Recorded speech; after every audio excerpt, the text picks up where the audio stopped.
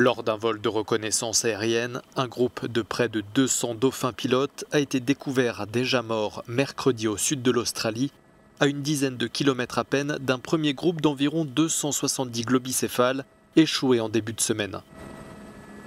Au total, sur les 470 cétacés découverts, au moins 380 seraient morts malgré les opérations de sauvetage en cours.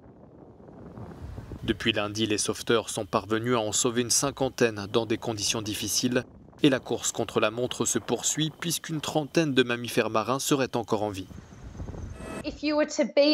Si vous étiez sur le terrain en ce moment, vous entendriez leur son parce qu'ils utilisent une communication à haute fréquence, ils se sifflent entre eux. Mais avec le stress, les sons émis sont des sons que vous préféreriez ne jamais entendre.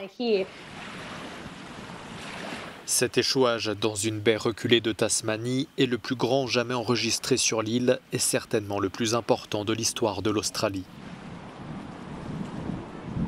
Les causes de ce phénomène demeurent inconnues, même pour les scientifiques qui l'étudient depuis des décennies.